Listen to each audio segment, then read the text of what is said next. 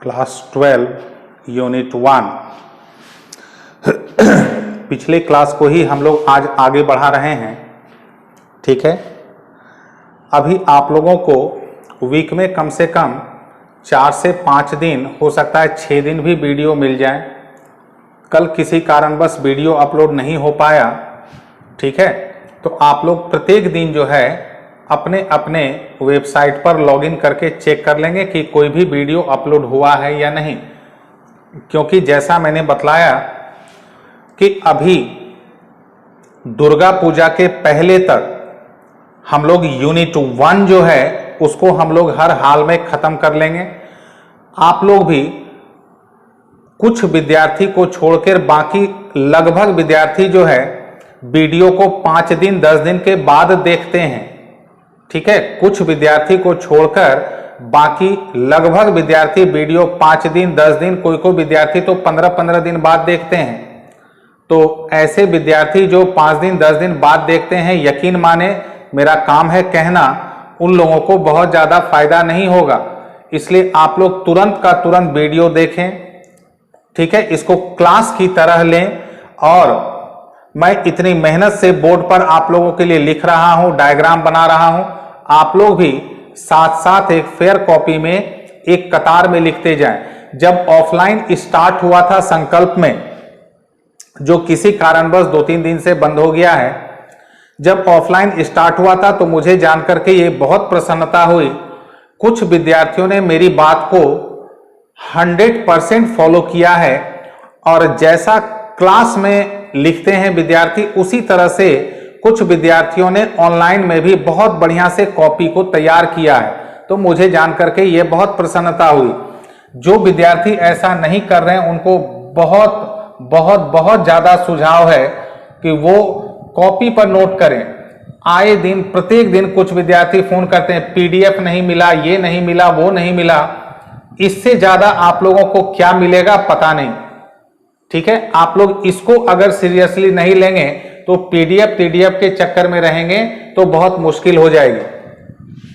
तो आज आप लोगों के सामने फिर जो है बोर्ड भरा पूरा नजर आ रहा है, लेकिन भरा पूरा इसलिए नजर आ रहा है कि इधर इंग्लिश में लिखा हुआ है, उधर हिंदी में।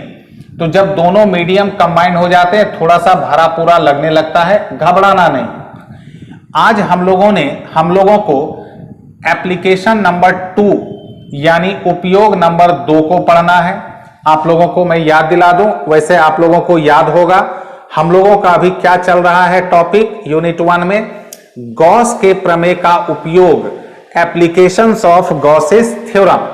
हम लोगों ने एक एप्लीकेशन पढ़ा, एक उपयोग पढ़ा कि एक चार्ज्ड हॉलो स्फीयर, एक आवेशित खोखले गोले के कारण किसी भी बिंदु पर इलेक्ट्रिक फील्ड यानी हम लोगों ने विद्युत क्षेत्र की तीव्रता को निकाला।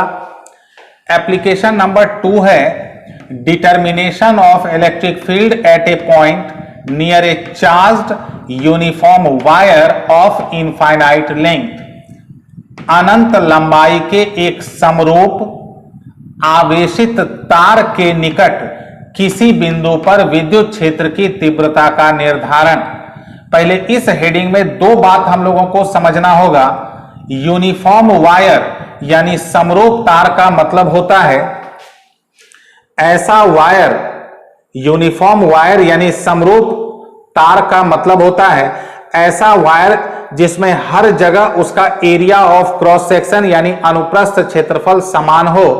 इसको हम लोग सामान्य भाषा में कह सकते हैं कि ऐसा तार जिसकी मोटाई हर जगह पर समान हो, उसको हम लोग कहते हैं समरूप यानी यूनिफॉर्म वायर। और वायर भी कैसा है, इनफाइनाइट लेंथ यानी अनंत लंबाई का। एक खास बात यहां पर बता देना बहुत ही उचित रहेगा। कभी कभी एग्जाम में वायर यानी तार की जगह दे देता है बेलन, सिलेंडर। तो आप लोग सब लोगों को पता है कि वायर यानी सिलेंडर जो है उसका शेप यानी आकार होता है बेलनाकार। एक तार जो होता है, एक तार वायर, उसका शेप यानी आकार कैसा होता है, बेलनाकार, सिलिंड्रिकल। तो बात एक ही है, चाहे यूनिफॉर्म वायर दे या यूनिफॉर्म सिलेंडर दे दे, बात एक ही है। इसको आप लोग दिमाग में सेट कर लें। तो ये तो हेडिंग हो गया। डायग्राम को बड़े ध्यान से समझना होगा। इसके लिए मैं आप लोगों को डायग्राम को समझाने के पहले कुछ छोटी छोटी बातों को मैं फटाफट समझा देता हूं। एक बात आप लोग दिमाग में सेट कर लेंगे कि गॉसेस थ्योरम यानी गॉस का प्रमेय जब भी लागू होगी, गॉस का प्रमेय जब भी लागू होगी, ठीक है, तो ऐसे सिचुएशन में आप लोग ध्यान रखेंगे बंद सतह यानी क्लोज्ड सरफेस होना एकदम जरूरी है।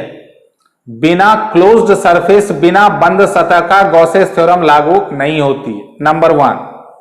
नंबर 2 जो दिमाग में सेट रखना है, जो मैंने पिछले क्लास में भी बताया था, जब भी गॉसेस थ्योरम हम लोग अप्लाई करते हैं, लागू करते हैं, तो एक बंद सतह की कल्पना करते हैं, क्लोज्ड सरफेस को एज्यूम करते हैं, जो कि चार्ज्ड बॉडी जो है, चार्ज्ड बॉडी यानी आवेशित वस्तु के आकार के समान होती है।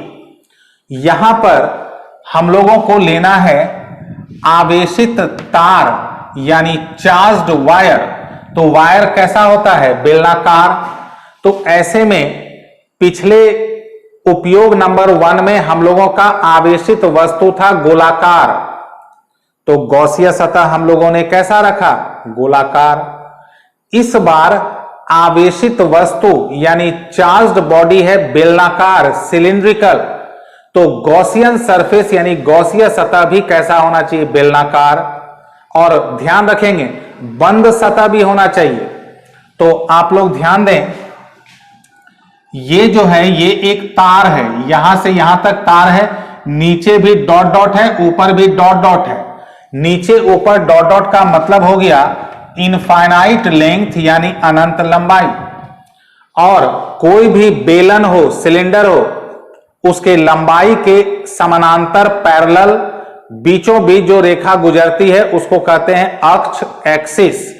तो आप लोग फिर से ध्यान देंगे, ये पूरा वायर है, नीचे डॉट डॉट डॉट डॉट ये है, ऊपर भी डॉट डॉट डॉट डॉट है, मतलब इसका लेंथ इनफाइनाइट है, अनंत है।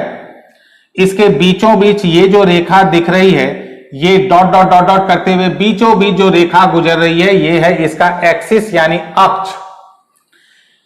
इसके अक्ष से r डिस्टेंस पर एक पॉइंट है यहां पर P, अक्ष से, एक्सिस से r, छोटी r डिस्टेंस पर एक पॉइंट क्या है? P। उसी पॉइंट पर हम लोगों को इलेक्ट्रिक फील्ड यानी विद्युत क्षेत्र की तीव्रता, जिसको हम लोगों ने माना है E, उसको निकालना है। ठीक है, इतने दूर तक मैं आप लोगों को पढ़ देता हूं। Consider a charged uniform wire of infinite length having linear charge density lambda. इस वायर का, जो चार्ज्ड वायर है, उसका हम लोगों ने रैखिक आवेश घनत्व यानी लीनियर चार्ज डेंसिटी क्या मान लिया है? Lambda. A point P be situated near the wire at distance small R from its axis where electric field E is to be determined. अभी हम लोग इतने तक रुकते हैं। हिंदी मीडियम, माना कि अनंत लंबाई के एक आवेशित तार का रैखिक आवेश घनत्व लैम्डा है। सॉरी, इस तार के निकट इसके अक्ष से r दूरी पर एक बिंदु P स्थित है, जहां तीव्रता E को हम लोगों को क्या करना है?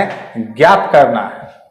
ठीक है, तो फिर से मैं रिपीट कर दूं, चूंकि थोड़ा सा कंफ्यूजिंग होता है, इसको मैं अच्छी तरह से समझता हूं कि कंफ्यूजिंग होता है। मैं फिर से आप लोगों को डायग्राम के इस पोर्शन को रिपीट कर दे रहा हूं।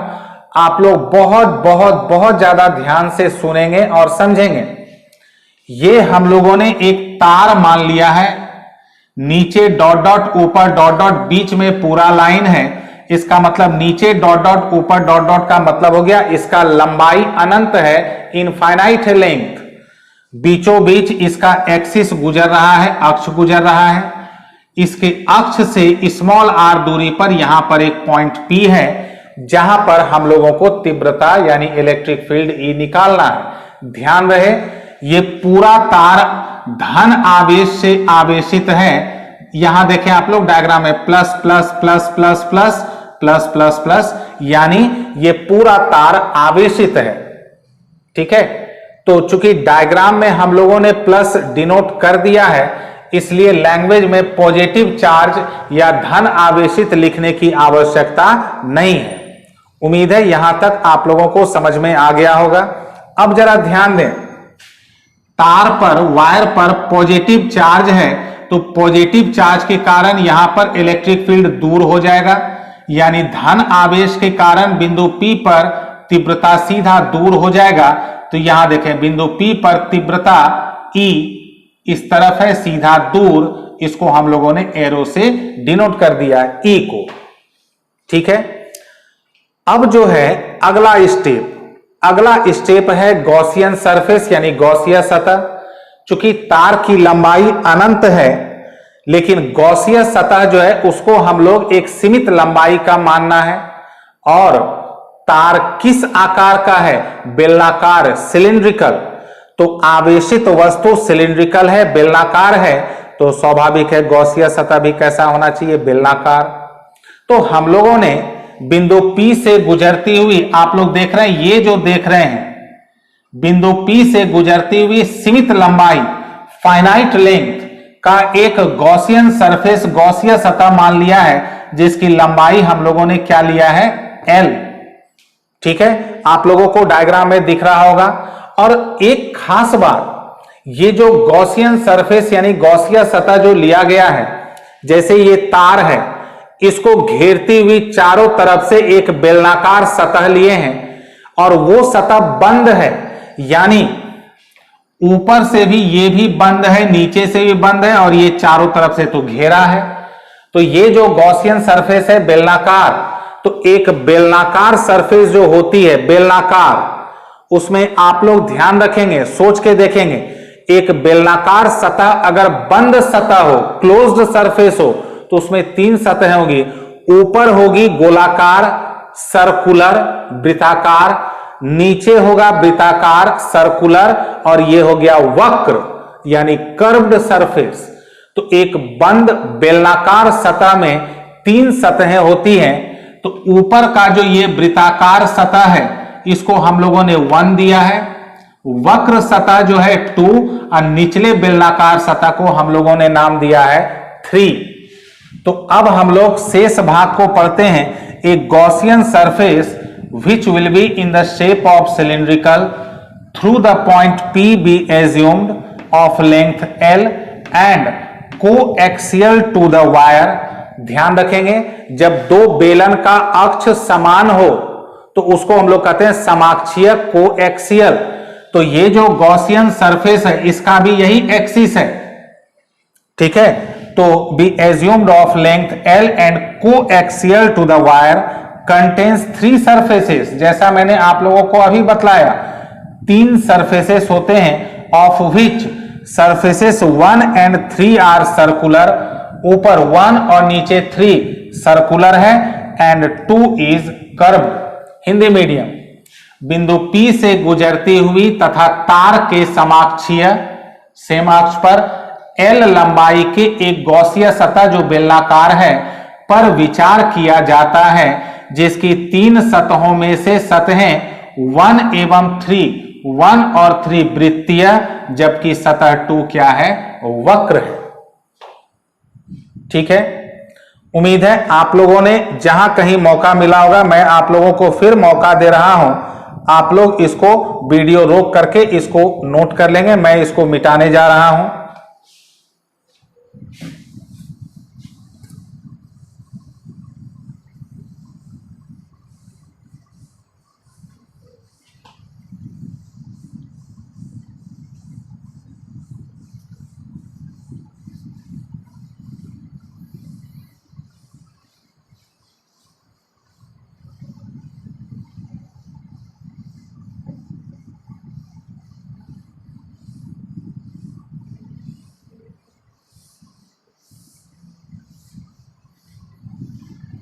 ध्यान देंगे आप लोग, उधर जब जरूरत पड़ेगी तो मिटा दिया जाएगा, जरूरत तो पड़ना ही है। अब आप लोग ध्यान दें, कुछ रफ वर्क। अभी मैं आप लोगों को गॉसियन सतह के बारे में थोड़ा सा रफ वर्क समझा दे रहा हूं।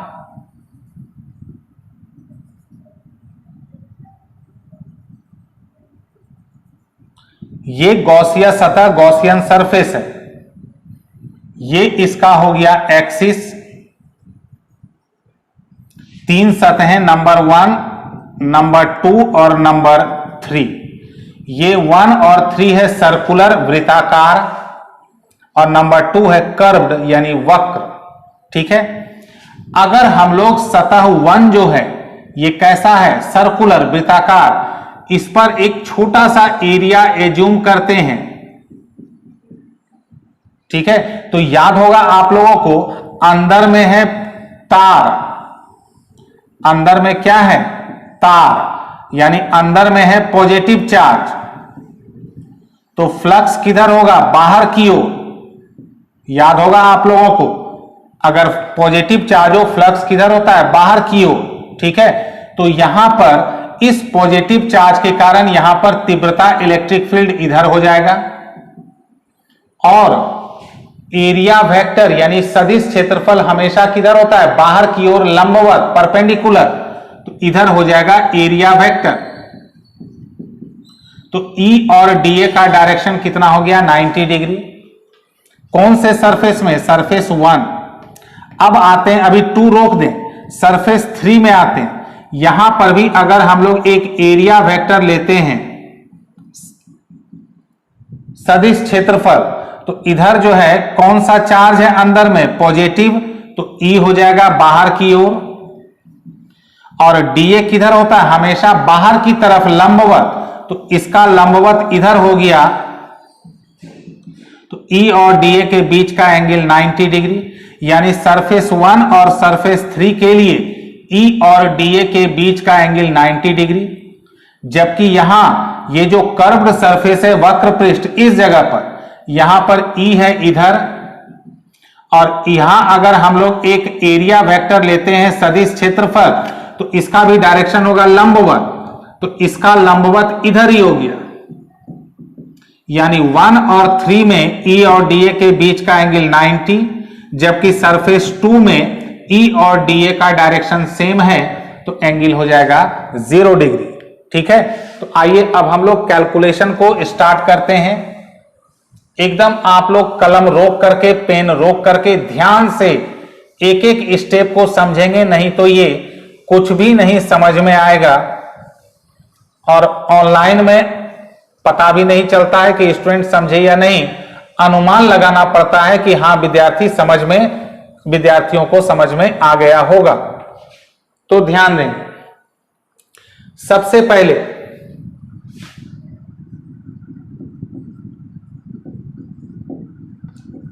Electric flux associated with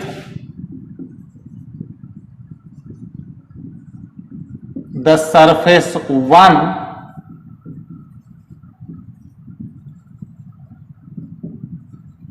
of the Gaussian surface, यानी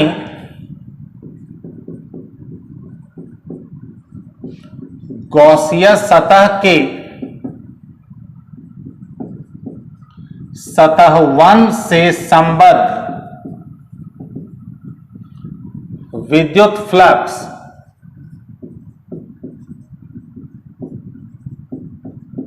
इसको हम लोग फाई के नीचे 1 लगा दें। फाई 1 सरफेस 1 है। क्या होता है फॉर्मूला, इंटीग्रेशन, यहां एक सर्किल बनाते हैं, E dot D E angle कितना आप लोगों को अभी बताया गया, ई और डीए के बीच का एंगल कितना है 90 डिग्री। और आप लोगों को पता होगा cos 90 होता है 0, तो पूरा क्या हो जाएगा 0। तो सरफेस 1 से संबद्ध विद्युत फ्लक्स हो गया 510 फिर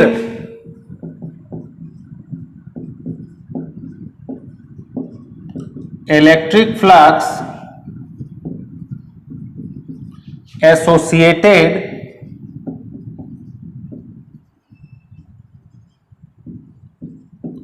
with the surface 2 of the Gaussian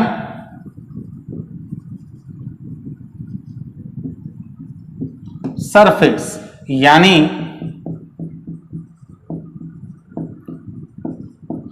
गॉसिया सतह के सतह 2 जो वक्र है से संबद्ध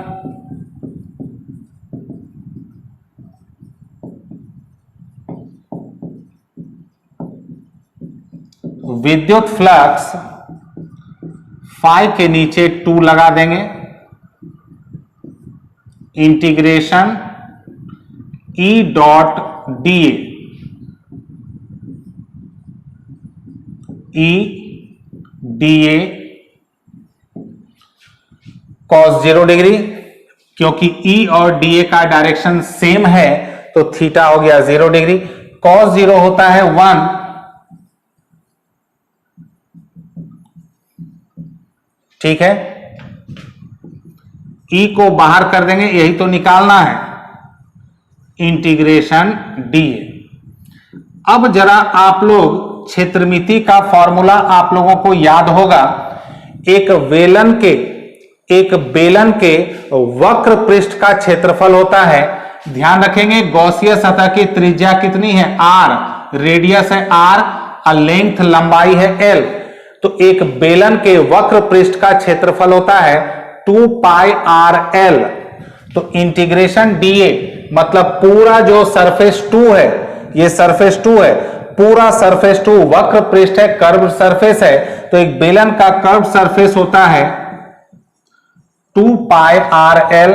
मैं यहां पर आप लोगों को लिख भी देता हूं, इंटीग्रेशन dA ये हो गया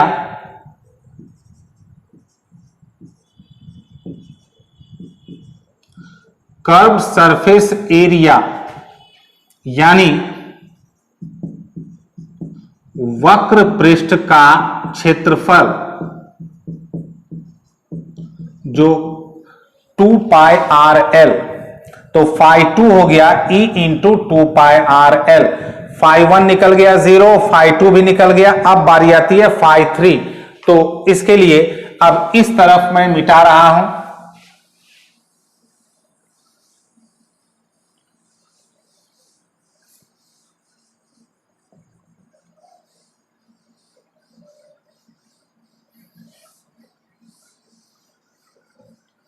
ध्यान देंगे। अब फाई 3, फिर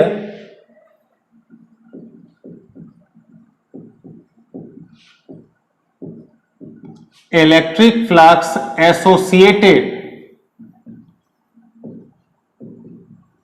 width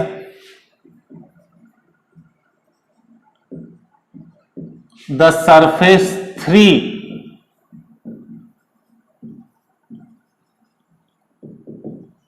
of the Gaussian surface, यानी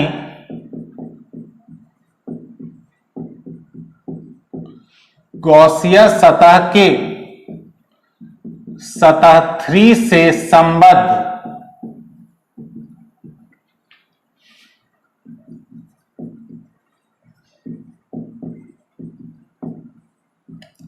विद्युत फ्लक्स फाई के नीचे 3 integration E dot dA integration E dA cos 90 degree,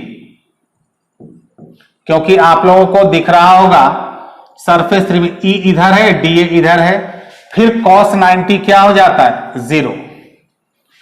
तो पूरा गॉसियन सरफेस, गॉसिया सतह में 3 सतहें, तीनों सतह में सतह 1 से रिलेटेड 0, 3 से 0, 2 में आया इतना, तो टोटल कितना हो गया। Hence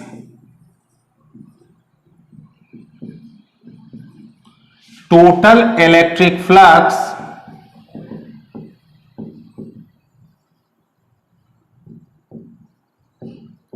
associated with the Gaussian surface, यानी अतः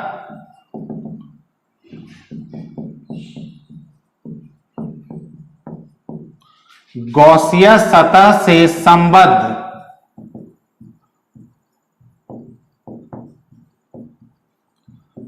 कुल विद्युत flux phi equals to phi 1 plus phi 2 plus phi 3। Phi 1 कितना है 0, ये है E into 2 pi R L, और फाई 3 है 0, E into 2 pi R L. इसको हम लोग मान लेंगे इक्वेशन नंबर 1। तो हम लोगों ने गॉसियन सरफेस यानी गॉसियन सतह से संबद्ध विद्युत फ्लक्स को फॉर्मूला की मदद से, आप लोग ध्यान देंगे, फॉर्मूला की मदद से निकाल लिया। अभी तक हम लोगों ने गॉसेस थ्योरम को यूज नहीं किया है। अब मैं इस तरफ को मिटा रहा हूं। उम्मीद है आप लोग वीडियो रोक करके नोट कर लिए होंगे।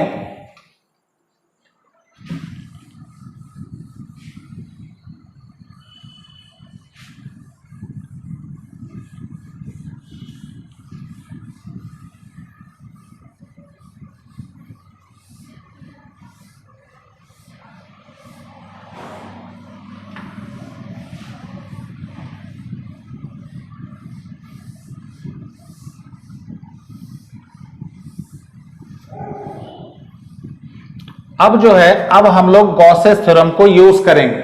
छोटा सा एक रफ वर्क मान लेते हैं। ये काफी लंबा तार है और ये जो है गॉसियन सरफेस है।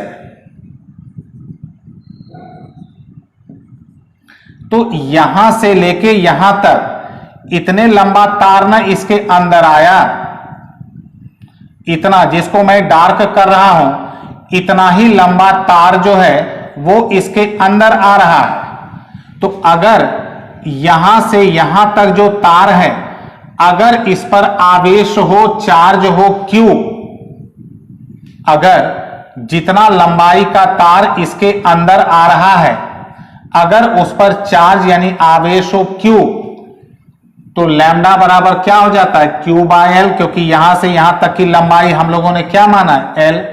ठीक है,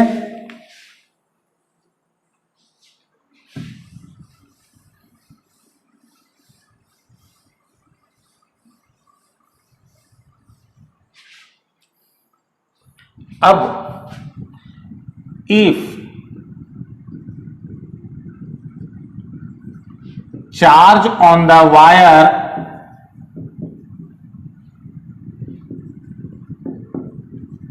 inside the Gaussian surface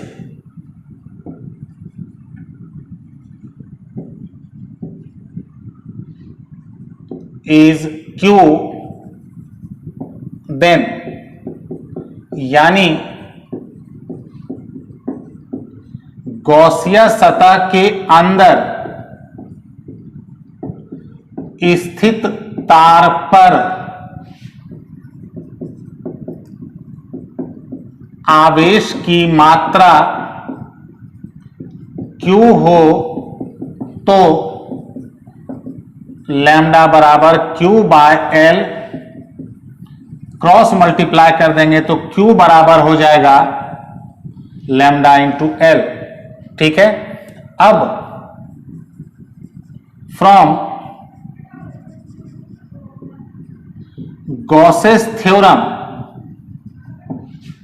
अब हम लोग गॉस के थ्योरम को अप्लाई कर रहे हैं। From Gauss's theorem electric flux associated with the Gaussian surface,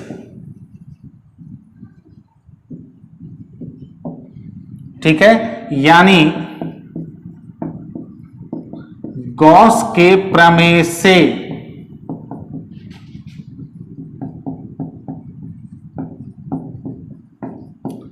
गॉसीय सतह से संबद्ध विद्युत फ्लक्स फाई 1/ε0, और गॉसिया सतह के अंदर जो तार है उस पर हम लोगों ने आवेश की मात्रा यानी मैग्नीट्यूड ऑफ चार्ज क्या लिया है, Q, और Q का फॉर्मूला हम लोग क्या डाल देंगे, lambda into L, equation number 2। तो आप लोग ध्यान दें, ये निकला गॉसेस थ्योरम से, गॉस के प्रमेय से ये निकला फाई, और फॉर्मूला जब हम लोग लगा के निकाले तो फाई ये निकला, दोनों फाई है तो दोनों को हम लोग बराबर कर देंगे।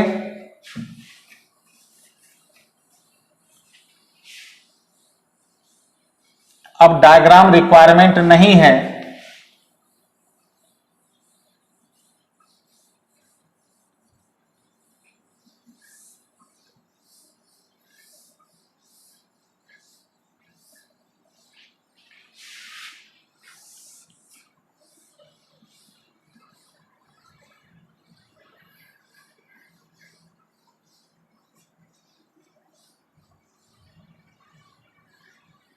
तो हम लोग 1 और 2 को इक्वेट कर देंगे।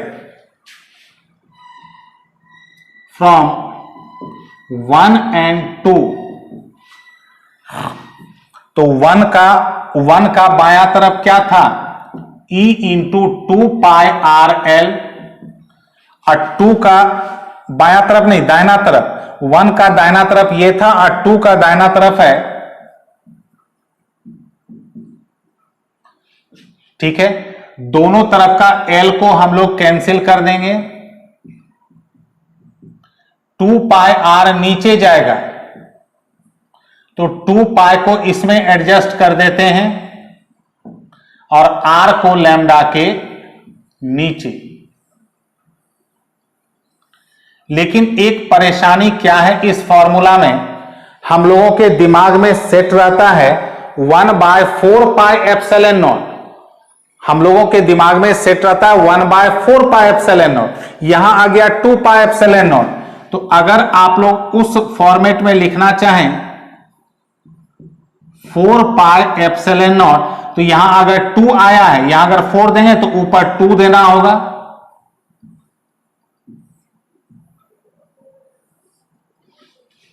बात समझ में आ गया।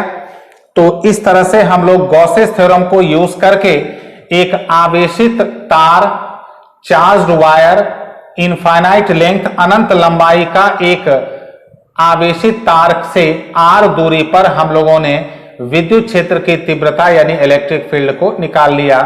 तो उम्मीद है आप लोगों को यह बेहतर समझ में आ गया होगा, ठीक है। अब इसके बाद बच जाते हैं 2 और उपयोग, वो दोनों बहुत छोटा छोटा है, वो दोनों जो है एक साथ अगले क्लास में आप लोगों तक पहुंच जाएगा, ठीक है। तो thank you very much to all.